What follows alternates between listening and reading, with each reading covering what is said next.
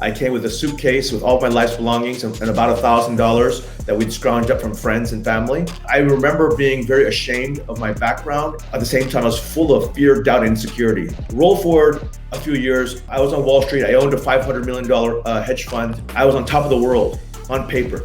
Then I sat there and I just thought to myself, what is the point of my life? I'm buying and selling and shorting companies around the world. What value am I giving? Before we dive in, make sure you like this video, subscribe to the channel, and hit the notification bell. And I am very excited. We have a very special guest, Chatri Sityodtong, who is an amazing entrepreneur. He's got many accolades. I mean, listing them is going to be difficult.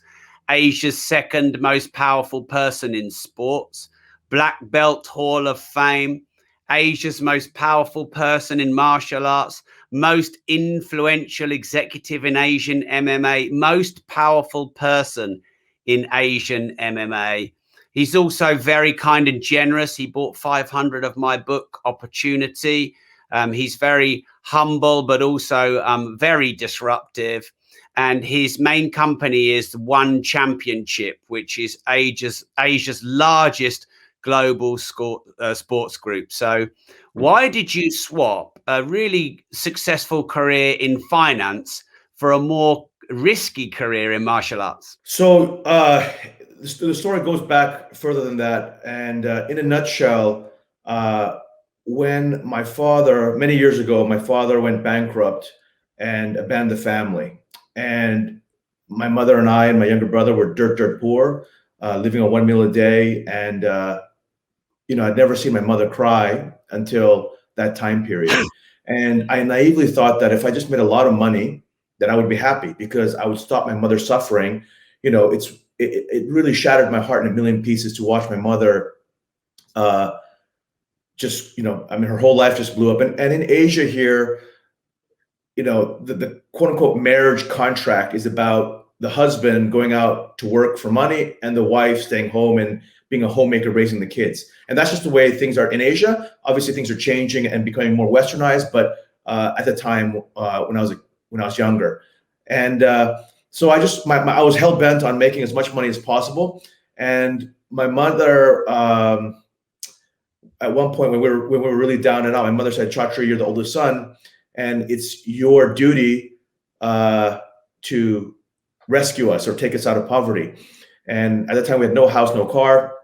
And my mother's idea was, you should emigrate back to America. Because I'd been in America before, but I was in Thailand at that time. She said, you should emigrate to America and try your best to get into, Harvard, and then you can get a great stable job, and then you can bring the rest of the family to America.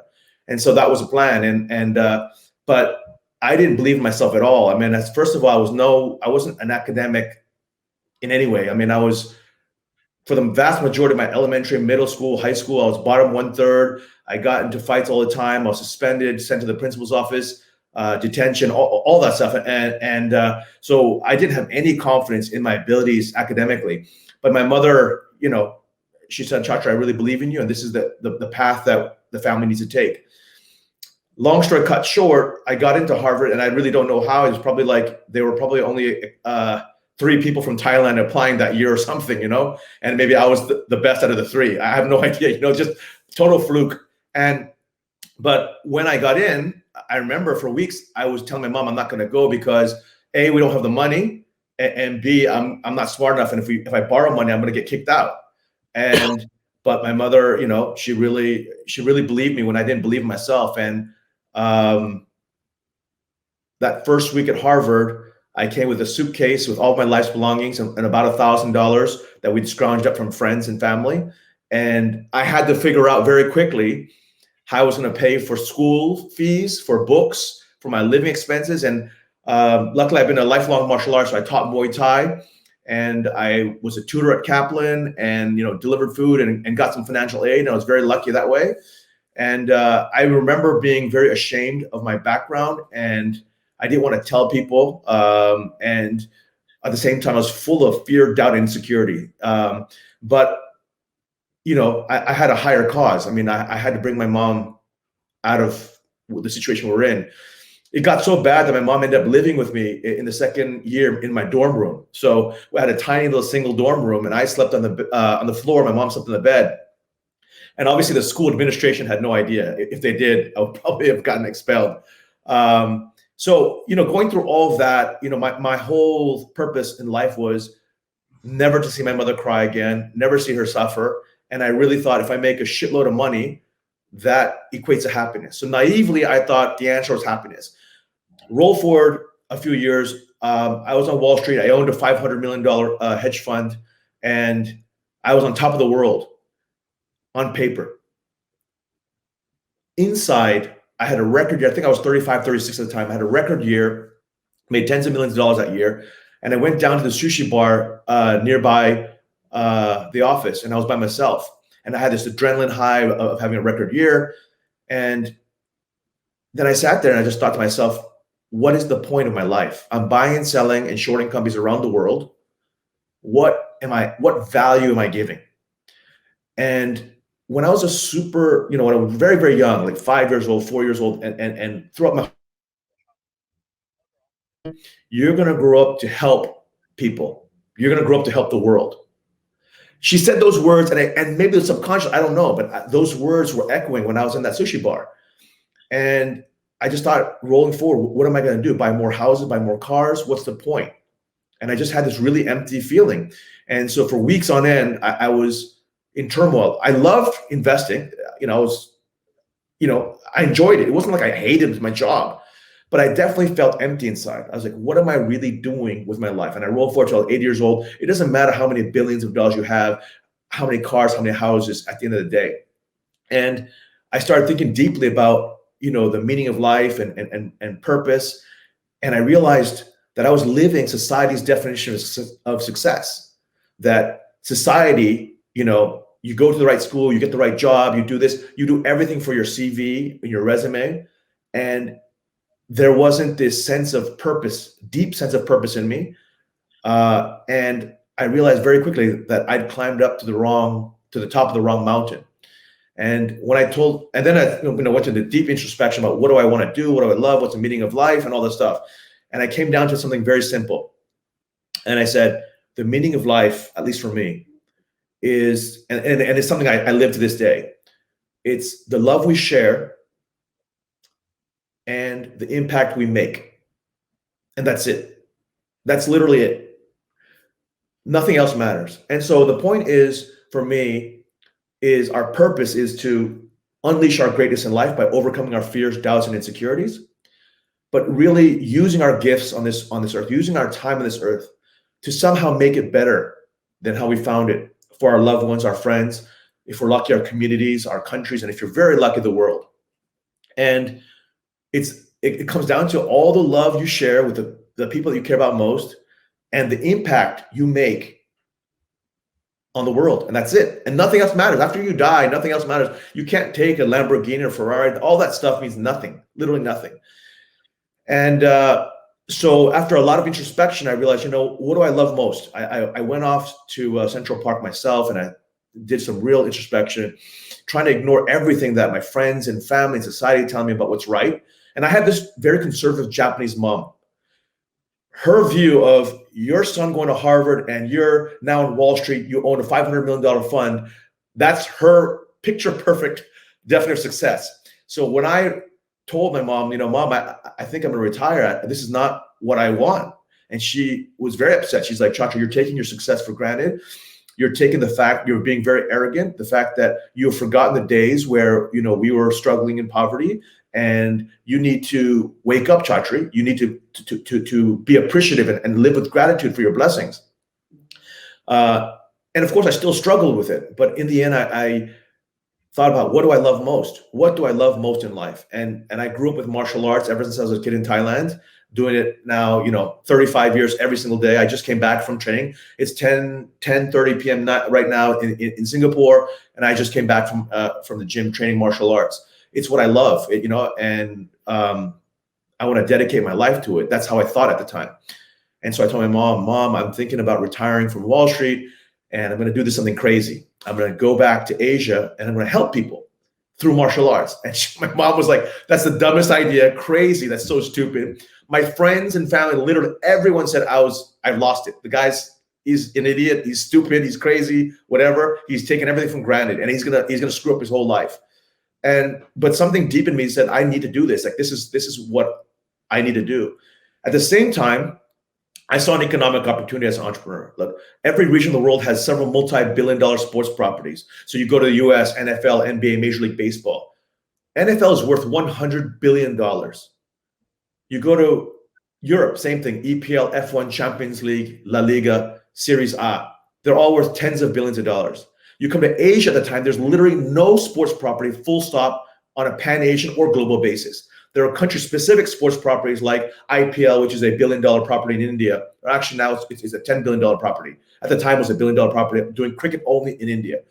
Then there was CSL soccer in China and J League, a soccer league in Japan, and baseball in Japan. But there wasn't anything of significance on a global scale like NBA or EPL or F1 or Champions League. So I naively thought, man, there's 4.5 billion people here in Asia. I love martial arts. Asia's been the home of martial arts for 5,000 years. You know, millions of parents send their kids across the entire continent to martial arts schools all day, right? Since they're 5 years old, even now. So I thought it's gonna be so easy, man. I'm just gonna launch this thing and 4.5 billion people are gonna rally behind this and it's gonna be great. The first 3 years literally were disaster. I mean, disaster on disaster. Rejection by every broadcaster. So I'd go to a broadcaster, a TV station. Hey, I'm thinking about starting this new sports property and I'd like to air. And if possible, I'd like to air at Friday prime time. And they're like, that's so stupid. Like, we don't need a sports property. Asians don't like sports. We already have NBA, we have F1, we have Champions League, we have EPL, we have La Liga. We don't need an Asian sports property. And I went to brands, I went to governments, I went to, even employees, when I put a job rec out, no one applied because, you know, in Asia, people apply for something very, your parents or society tells you, go be an accountant, go be an engineer, go be, a doctor or a lawyer, whatever, something safe. Not sports. Sports is something you can't make money off of. Art, you can't make money. That's kind of Asian mindset. And so for the first 3 years, nothing happened. Like burning millions of dollars, throwing events, desperately trying to get on TV. We were on some TV and slowly, we were trying to get traction. But at the end of year 3, my best friend and I had burned through millions of dollars of our own money because it just, the business was going nowhere. And I remember at the end of year 3 calling my mom. I pick up the phone and say, Mom, I think I'm gonna quit. And my mom said, in Japanese, she said, see, I told you so. You should have listened to mommy, And obviously that hurt. But then we had a long talk about life and stuff. And then she just, at the very end of the conversation, I remember very well, she said, why don't you just quit? And then after that, we hung up and I started thinking about, why don't I just quit? And then I just go back to the original plan of why did I even start this company? And people think, oh, it's about fighting. Yes, it's about martial arts, but actually the mission, and it hasn't changed at all since day one, since that business plan. The mission is not about putting on fights. Yes, we have the best world champion martial artists competing against each other. But the mission is this: unleash real life superheroes who ignite the world with hope, strength, dreams, and inspiration. That's literally the mission. And how did I come up with it? Again, it was a lot of soul searching about what do I want to do and how do I want to help the world or help people, as my mom would say. If I could create heroes who, through their life stories, could inspire the world. And I came down with a very simple formula: values, heroes, and stories. Values, I wanted to celebrate values that every family could celebrate with their kids and grandkids. Values of integrity, humility, honor, respect, courage, discipline, compassion, the true martial arts values. And then heroes, I wanted to create heroes who would inspire and unite entire countries. And then stories, tell their stories of overcoming impossible odds, tragedy, adversity, poverty, whatever it may be. And that would inspire humanity. And that was my mission. And it became my mission in life. And so when I started thinking about, martial arts was my greatest passion in life. It has been all of my life. I mean, anybody of my childhood friends, even my friends today, like that's the martial arts guy. Chatri's a martial arts guy. He's the fighter guy. That's just who I am. So it was my greatest passion in life. I had a very deep sense of purpose about what I wanted to do. And, at the time too, and even if now it's even worse, look around media today, CNN or any kind of media. they only write about negative stuff, murder, rape, crime, Donald Trump, war, whatever it is, because that's what generates clicks and that's what generates advertising dollars. So the whole world was shifting at the time too into this negative, hateful, angry place. Unfortunately, it's devolved even worse than that now. And I said, I want to create a company that's genuinely going to be a beacon of hope and strength and inspiration for humanity. And that was my naivete. I was lucky. I had no media industry experience. I had no sports industry experience. I had no experience. I just was a hardcore entrepreneur all of my life.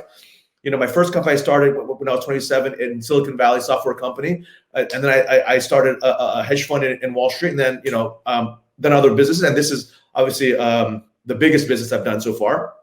And so I ended up not quitting, and thank God I didn't quit, because I always joke, but I'm actually very serious, that I'm the Forrest Gump of sports. Why? Because exactly at that moment, Facebook, unbeknownst to me, decided to make a big bet on Asia. Smart mobile devices, also the penetration of smart mobile hadn't taken off yet in Asia. Those two things literally saved one championship. If I didn't have those two things, it would have been a nightmare. I mean, I would probably not around anymore. We started putting videos on Facebook and went viral. So the next year, the year after my mom, told me to quit, I didn't quit. Next year, we had about 150,000 organic video views online. Last month, we crossed 1.2 billion organic video views online. We're on pace for about 16 to 20 billion, not million, billion video views organic this year across the continent of Asia. And on top of it, we're now broadcasting in 154 countries on TV in prime time on Friday, every Friday across the continent of Asia and around the world. And it's why I say it's Forrest Gump is I didn't know about Facebook or smart mobile devices. But here's the crazy thing. On a mobile device, you can't see a golf ball, a soccer ball, a basketball, or any other, and you're not going to sit here 90 minutes watching a baseball game. But you can see a martial artist do a spin kick and go for a beautiful KO. It's short and it's entertaining content, boom. And so long story short, cut short, in the worst moments, Sequoia Capital, which is the legendary venture capital firm out of Silicon Valley, invested in Apple when there are 3 employees, and Google and YouTube and WhatsApp and Airbnb, all the legendary. In fact, 26% of the NASDAQ today is funded by startup phase from Sequoia Capital at early stage. Sequoia made a big bet. We were their first sports investment. And what happened was I was at breakfast. Michael Moritz, the chairman of Sequoia Capital, and Douglas Leone, the global managing partner of Sequoia Capital, had flew to Singapore, and we had breakfast. And after an hour breakfast, Michael Moritz said to me, and I'll never forget this, he said, "Chatri, you're an authentic founder." And I said, what does that even mean? He goes, there are founders who start companies who clearly are just going to sell the company. There are founders who start a company who it's just one part of their journey. And then there's founders who start a company and that's their life.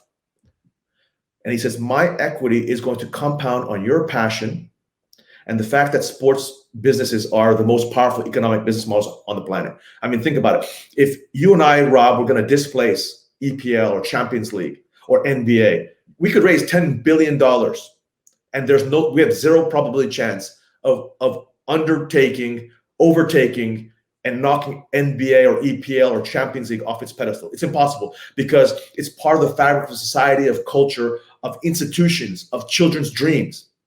And so Michael Moritz said that. And he also told me an anecdote. He said, Chatri, when I started the venture capital business, I remember I went to my very first investment conference. I saw this guy on stage, and he was projecting 10 million sales that year. His name was Bill Gates. Just look at this guy. I'm like, so Sir Michael Moritz, he ended up investing in Steve Jobs instead of Bill Gates. But the point was, he was telling the story of like, when you find an authentic founder behind a great business model, going after a massive opportunity, right? I mean, what the opportunity set for one chapter is genuinely $100 billion. I mean, that's what we're gunning for as my leadership team, my board, myself. We crossed the $1 billion mark a couple of years ago. We're now a few billion, and now, in the next 3 to 5 years, hopefully cross $10 billion mark, and then eventually we're off to the races against NBA and NFL, et cetera.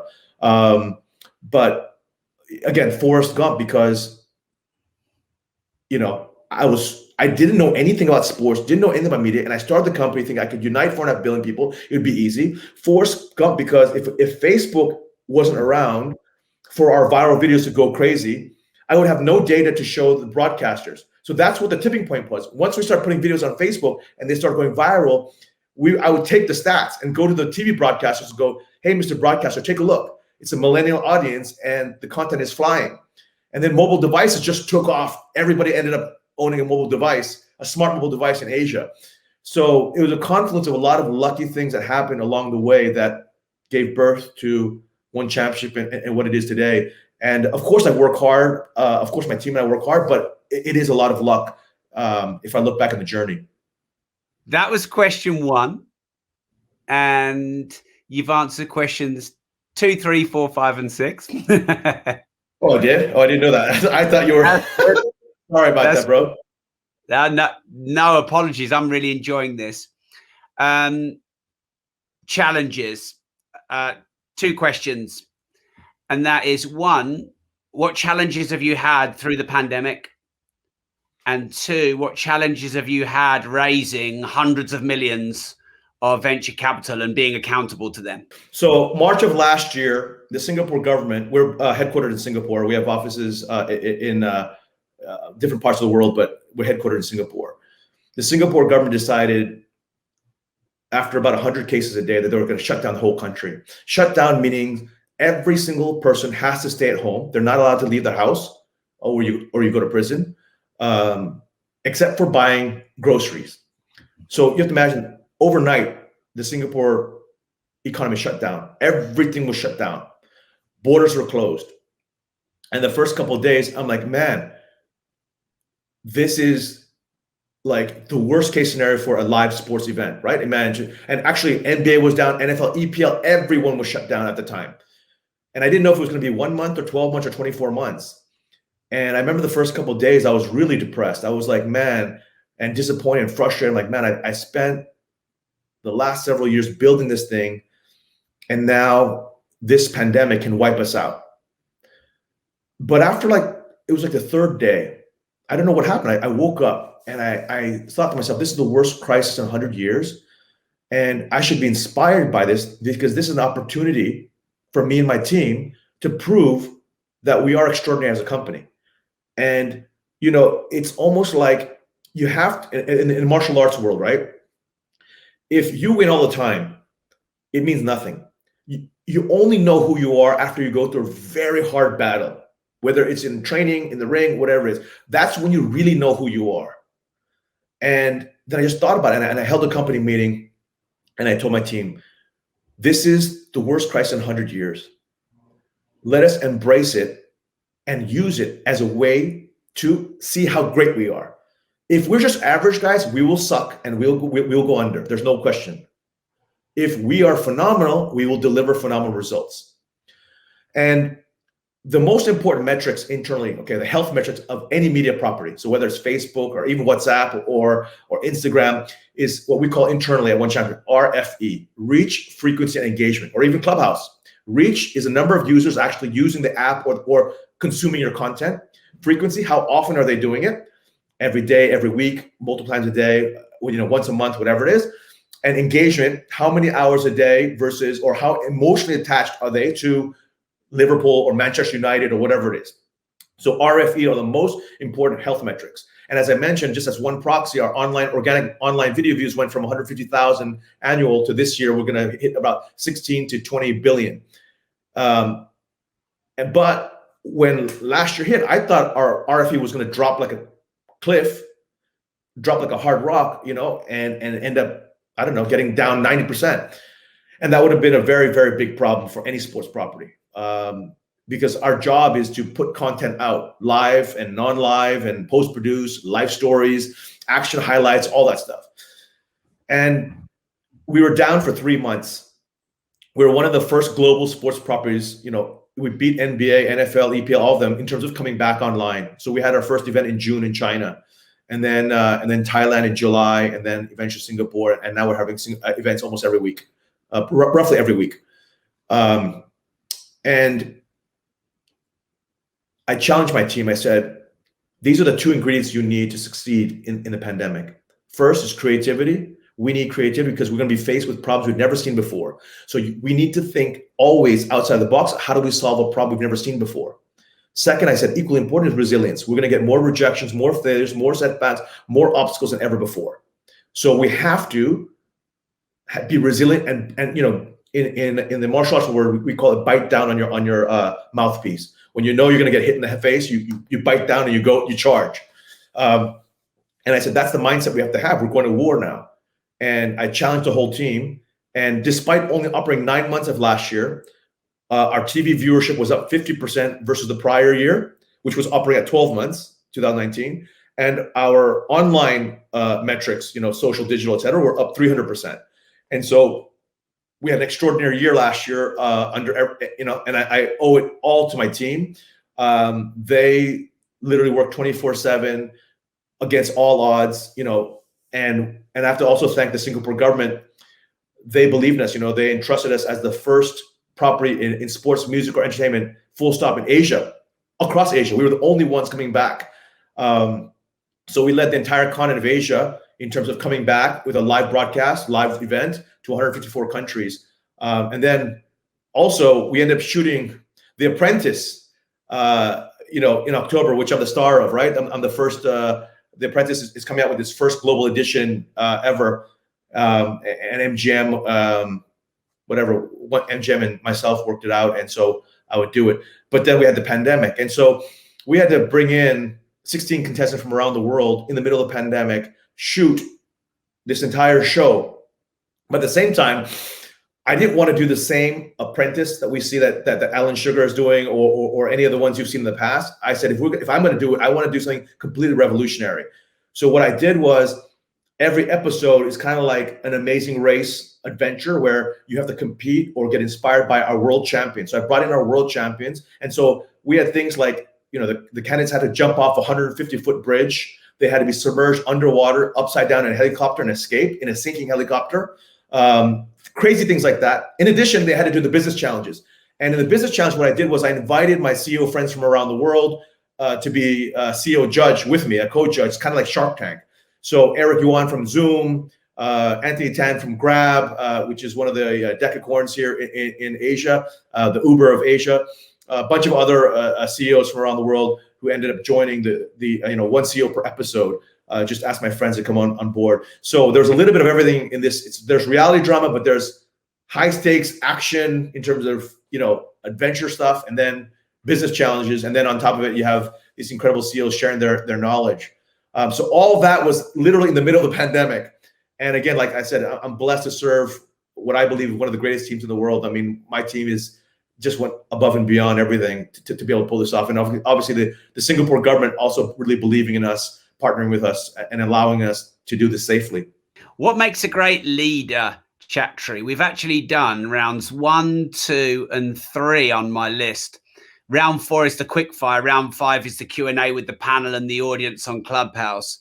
So this is the end of round 3. What makes a great leader? For me, a great leader is a few things. One is someone who really has a servant mindset in terms of understanding what his or her team's needs are individually, especially your direct reports. You really know people are not necessarily only motivated by money. So money is one aspect, but learning and growth is another. Responsibility, a sense of purpose and mission, and obviously, promotion and titles and all those stuff matter a lot.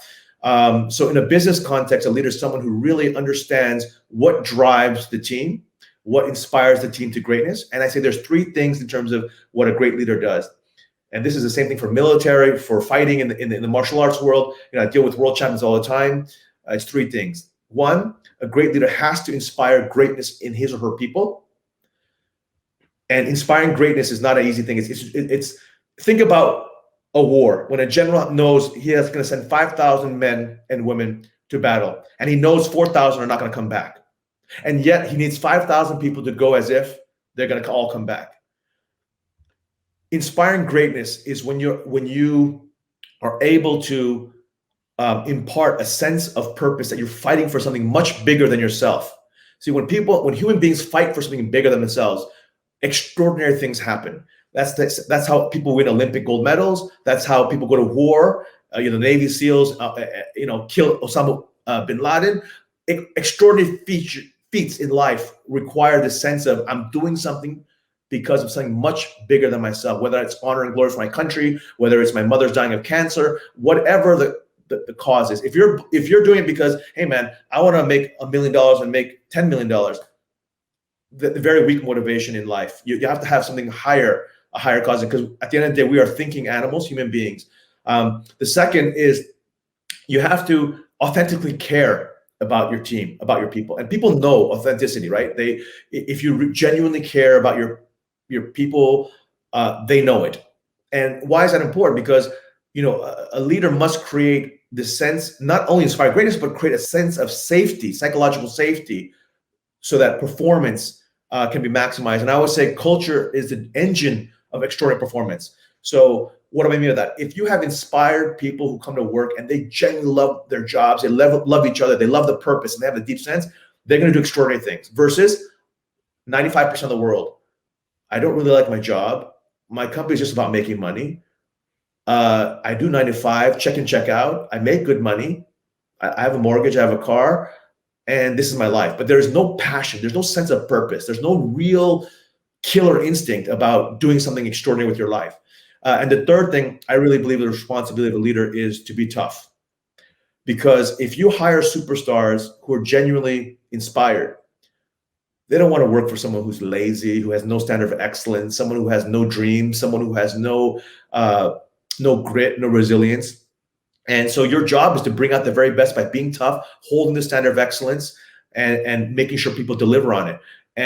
But again, it comes with those three things, right? If you're unable to do one of those things, then just being tough alone means nothing. It means you're an asshole.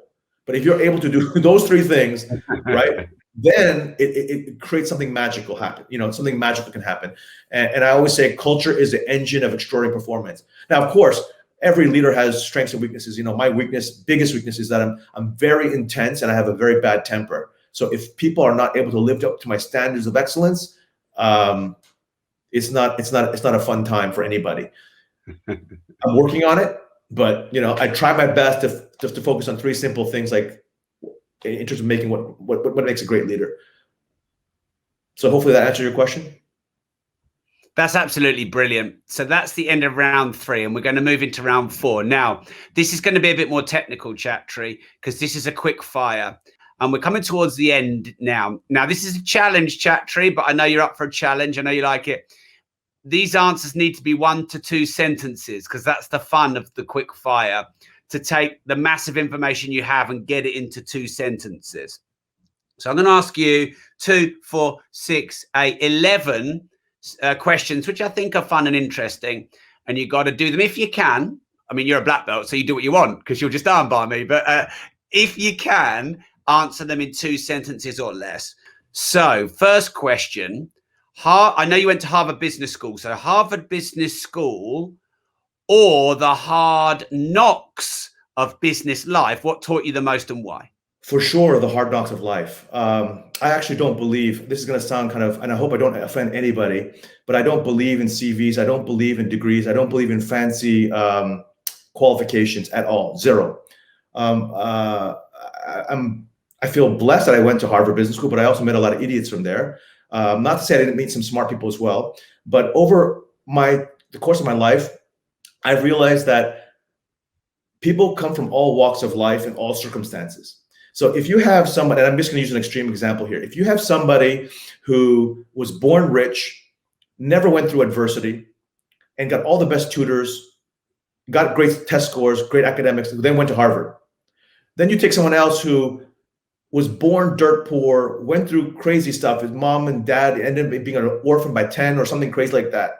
And somehow he or she ended up in a no-name university, but somehow on full ride scholarship. I'll take that person any day over the Harvard person. So I think society overweights too easily credentials of what company you worked at, what your resume looks like, what your CV is, what school you went to, when the real truth of a person's greatness is not about what's on a piece of paper. It's actually on the pivotal moments of their lives, the choices they made, the decisions they took Did they exhibit integrity? Did they exhibit grit and resilience in moments that mattered most? Or did they quit? What did they do? And I want to find out about their life story. What was the worst year of their life? Who do they blame? Do they blame themselves? Or do they blame the world? There's so many other things that matter that really translate into success. So I'm grateful for my Harvard days, but it's just a point in time for me. It's not who made me, and it is not a big contributor to my success. I would say what it is I have a lot of grit, I have a lot of resilience, I have a warrior spirit given to me by my martial arts training. I have a lot of these other values. So I do my best not to judge people by their paper credentials. That's a brilliant answer. You like tough leaders, so I'm going to be a tough leader.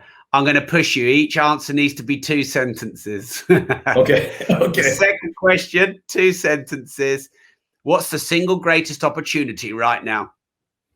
Content creation.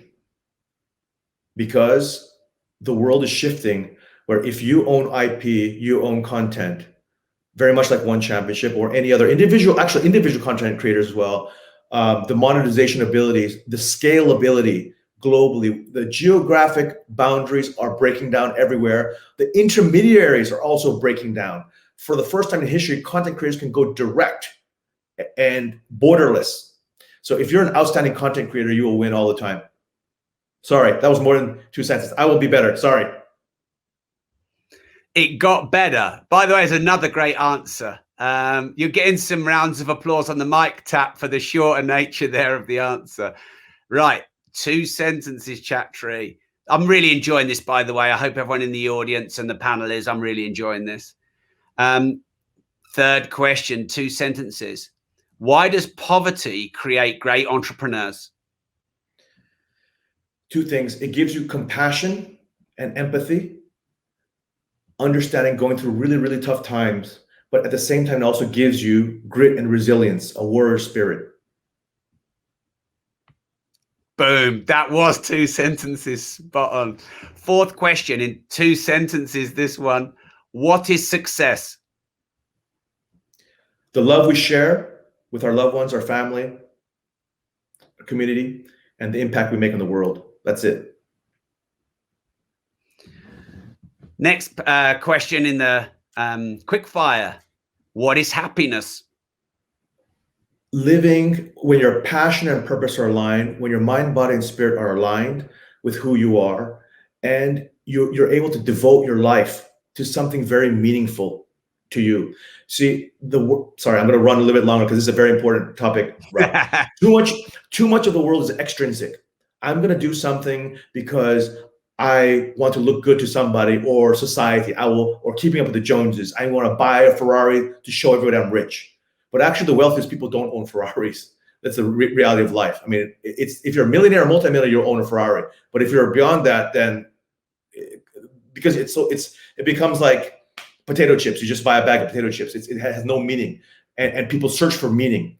And so for me, I'm sorry. I hope I don't offend anybody who owns Ferraris. I'm not saying I'm against Ferraris, or whatever. But I'm saying I'm going to sell my Lamborghini, my okay. Ferrari. Sorry, I'm probably offending a lot of people tonight, but at least I'm just speaking my mind here. I think that is for me being intrinsic, listening to your soul, listening to your heart, not what your mom tells you, not what your dad, not what your husband, not what your boyfriend, not what your girlfriend, not what your wife tells you, not what society tells you to do. But you do it because you genuinely believe that's what you want to do, and that's how you want to express your soul. That's what you want to do with your life. At the end of the day, we all leave this beautiful earth. What do you want to do with your life? Not what society is asking you to do. Love it. Right. Back to 2 sentences. Best advice you ever remember receiving? My mom, when I was 5 years old, you're going to grow up to help people. And I think when we help people genuinely, and I'm not talking about trying to make money, but help people genuinely, there is deep meaning and purpose. Worst advice you ever remember receiving? Probably to myself, money is everything. Money is happiness. The worst advice ever. And I lived it. What one thing is wrong with the world that you'd love to change, or you are changing? There's so much negativity and hatred and anger and bullshit in the world.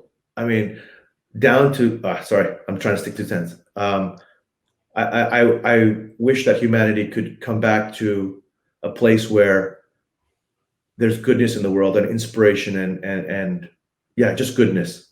If there's one person on this planet alive that you would drop everything to listen to in an interview like this, maybe even for the Disruptive Entrepreneur, who would it be? Bruce Lee, because even though people think of him as a martial artist and a fighter, he was a very deep philosopher on how to live life. And if anyone really wants to crack the code of purpose and passion, read his books. And his philosophical work is just unbelievable in terms of how to unleash your greatness in life.